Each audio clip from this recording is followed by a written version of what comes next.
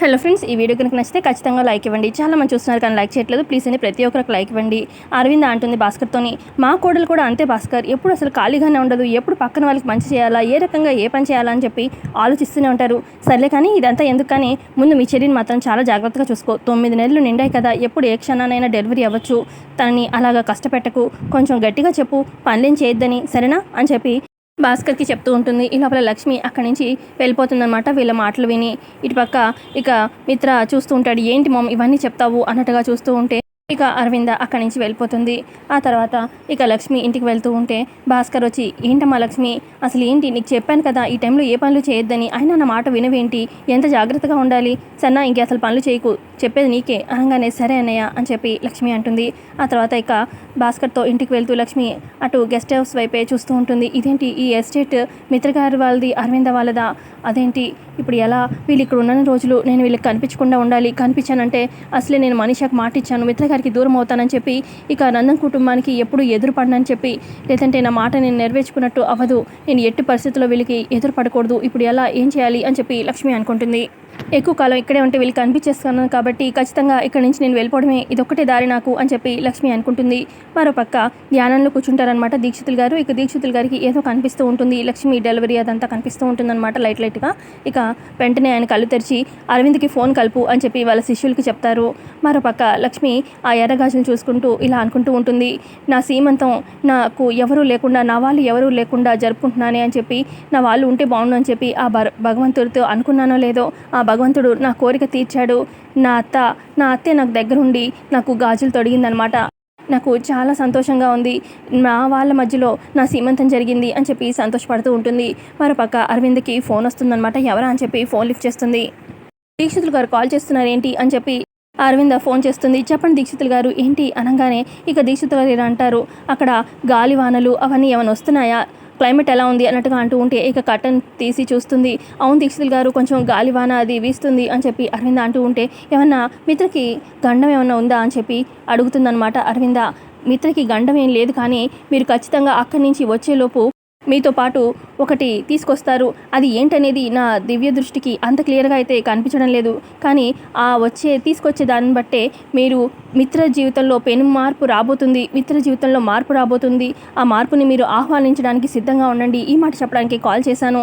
అది ఏంటి దీక్షితులు గారు అని చెప్పి అరవింద అంటూ ఉంటే, అదే నాకు ఏంటనేది క్లియర్గా తెలియడం లేదు, కానీ మార్పు అయితే ఖచ్చితంగా మిత్ర జీవితంలో రాబోతుంది, అది ఎట్నుంచి ఏ రకంగా అనేది తెలియదు, కానీ మార్పుని ఆహ్వానించండి అని చెప్పి ఫోన్ పెట్టేస్తారు. మరోపక్క లక్ష్మి అనుకుంటుంది, నేను ఇక్కడి నుంచి వెళ్ళేలోపు ఒకసారి మిత్రగారిని అత్తగారిని చూసి వెళ్తాను, తనివి తీరా చూసుకుంటాను అని చెప్పి బయలుదేరుతుంది. ఇక లక్ష్మి వస్తుందన్నమాట అరవింద దగ్గరికి. దూరంగా అరవిందం చూస్తూ ఉంటుంది. మరోపక్క అరవింద దీక్షితులు అన్న మాటలు ఆలోచిస్తూ ఉంటుందన్నమాట. ఇక లక్ష్మి అరవిందం చూస్తూ ఇలా అనుకుంటుంది, అత్తయ్య గారు మీతో అలాగే మీ ఇంటి కోడలుగా శాశ్వతంగా కలకాలంగా మీ అందరితో సంతోషంగా ఉండాలని ఎన్నో కలలు కన్నాను, కానీ ఆ దేవుడు నా నుదుటిన ఆ రాత రాయలేదు, అందుకే మీ అందరికీ దూరంగా వెళ్ళాల్సి వచ్చింది, ఇలా మనీషాకి మాట ఇచ్చి ఇక మీ అందరికీ దూరంగా ఉండాల్సి వచ్చింది, మీ అందరికీ దూరంగా ఉండి నేను ఎంతో కోల్పోతున్నాను అత్తయ్య గారు, కానీ ఏం చేస్తాను, నా రాతలో నా జీవితంలో ఇదే రాసిపెట్టుంది, మీ అందరినీ మళ్ళీ చూస్తానో లేదో కూడా తెలీదు అని చెప్పి ఏడుస్తూ ఉంటుందన్నమాట అరవిందం చూసి. మరోపక్క అరవింద అనుకుంటుంది, అసలు ఇప్పటిప్పట్లో వైజాగ్ వెళ్ళే ఉద్దేశమే లేదు, ఇక్కడే కొంతకాలం ఉందాము, మిత్రుల్లో మార్పు వస్తుంది అనుకుంటే ఇప్పుడు దీక్షిత్ గారు ఏంటి ఫోన్ చేసి మిత్ర జీవితంలో ఏదో మార్పు రాబోతుంది, ఆ మార్పుని ఆహ్వానించండి అంటున్నారు, ఆ మార్పు అసలు అది ఏంటుంది, ఎటువైపు నుంచి ఏమొస్తుందో అని కంగారుగా ఉంది అని చెప్పి అనుకుంటూ ఉంటుంది అరవింద. మరోపక్క మిత్ర నించొని ఒక దగ్గర నించొని లక్ష్మి గురించి ఆలోచిస్తూ ఉంటాడు. ఈ లోపల జయదేవ్ కాల్ చేస్తారనమాట మిత్రకి. చెప్పండి డాడ్ అని చెప్పి మిత్ర అంటూ ఉంటే, ఏం లేదు మిత్ర, నువ్వు అర్జెంటుగా వైజాగ్ బయలుదేరి రావాలి అనగానే, ఎందుకు డాడ్ ఏమైంది అని చెప్పి మిత్ర అంటూ ఉంటే, ఏం లేదు, మనము షేర్స్ అన్ని కోల్పోయాం కదా, ఆ ప్రవీణ్ విఠల్ తీసుకున్నాడు కదా, అయితే ఇప్పుడు ప్రవీణ్ విఠల్ ఒక కేసులో ఇరుక్కున్నాడు, ఇప్పుడు ఇదే రైట్ టైం, షేర్ హోల్డర్స్ అందరూ వేరే వాళ్ళు కూడా మనకు సపోర్ట్గా ఉన్నారు, ఇప్పుడు ఆ ప్రవీణ్ విఠల్ మెడల్ వంచైనా సరే మన షేర్స్ మనం దక్కించుకోగలము అని నాకు అనిపిస్తుంది, ప్రజెంట్ సిచ్యువేషన్ మనకు అనుకూలంగా ఉంది, ఇలా అనుకూలంగా ఉన్నప్పుడే కదా మన షేర్స్ మనం లాక్కోగలము, సో అర్జెంటుగా బయలుదేరి వచ్చేసేసేయి, ఇదే రైట్ టైం అని చెప్పి జయదేవ్ అంటూ ఉంటే, ఇక అప్పుడు మిత్ర అంటాడు, ఆ లక్ష్మి చేసిన పిచ్చి పని వల్ల మనం ఆ ప్రవీణ్ విఠల్ చుట్టూ తిరగాల్సి వస్తుంది, అసలు ఇదంతా లక్ష్మి చేసిన పని వల్లే అని చెప్పి మిత్ర తిడుతూ ఉంటే, అప్పుడు జయదేవ్ జరిగింది తలుచుకోవడం తవ్వుకోవడం వల్ల ఏమీ రాదు మిత్ర, ముందు బయలుదేరి అర్జెంటుగా రా వైజాగ్ అని చెప్తూ ఉంటాడనమాట జయదేవ్. సరే డాడ్ బయలుదేరి వస్తాము అని చెప్పి మిత్ర ఫోన్ పెట్టేసి అరవింద్ దగ్గరికి వస్తాడు. మామ్ అర్జెంటుగా వైజాగ్ బయలుదేరాలి అనగానే, అదేంటి మిత్ర ఇప్పటికిప్పుడు ఎందుకు అనగానే, ఆ ప్రవీణ్ విఠల్ దగ్గర నుంచి మన షేర్స్ మనం లాక్కునే రైట్ టైం వచ్చింది మామ్, ఇప్పుడు మనం బయలుదేరాల్సిందే, బట్టలు సర్దుకో అని చెప్పి మిత్ర అక్కడి నుంచి వెళ్ళిపోతాడనమాట సర్దుకోవడానికి.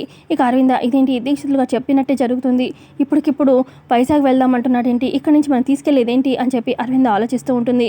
మరోపక్క మిత్ర బట్టలు సర్దుకుంటూ ఉంటాడనమాట. దూరంగా లక్ష్మి గమనిస్తూ ఉంటుంది.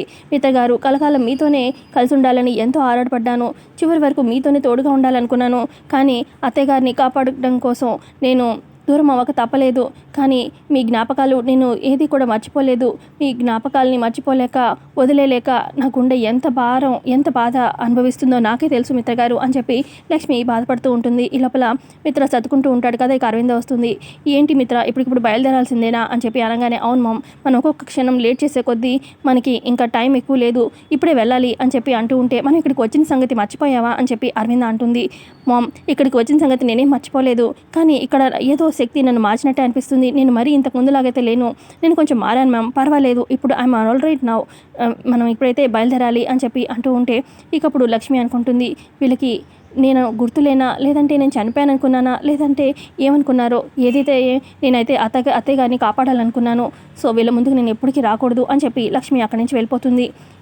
అరవింద ఇక్కడి నుంచి ఏం తీసుకెళ్ళబోతున్నాము, అంతా దీక్షితుగా చెప్పినట్టే జరుగుతుంది అని చెప్పి ఆలోచిస్తూ ఉంటుంది.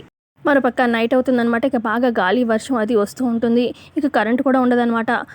మిత్ర రెడీ అయిపోతూ ఉంటాడు. ఈ లోపల అక్కడికి భాస్కర్ వస్తాడు. సార్ రేపు మార్నింగ్ వెళ్ళొచ్చు కదా సార్, ఇప్పుడు బాగా ఘాట్ రోడ్ కూడా, అసలే గాలి వర్షం, లైట్ కరెంట్ కూడా లేదు, స్ట్రీట్ లైట్స్ కూడా ఉండవు, ఇబ్బంది పడతారు సార్ అని చెప్పి భాస్కర్ అంటూ ఉంటే, లేదు టైం లేదు, అర్జెంటుగా వెళ్ళాల్సిందే అని చెప్పి మిత్ర కూడా చెప్తూ ఉంటాడనమాట. ఈలోపు లక్ష్మి పాలు తీసుకుందాం అని చెప్పి కిచెన్లోకి వెళ్తుంది. పురిటి నొప్పులు రావడంతో గ్లాస్ కిందకు వదిలేస్తుంది, గట్టిగా అరుస్తుంది. ఏమైందా అని చెప్పి అవుట్ హౌస్లో పరిగెడతాడనమాట భాస్కర్.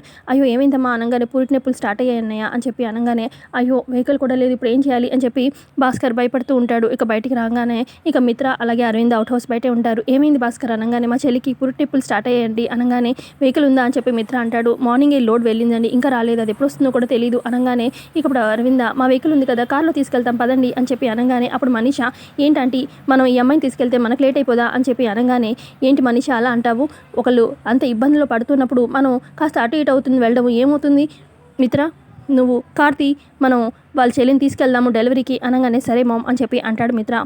ఈ లోపల గబగబా భాస్కర్ లోపలికి వస్తాడు.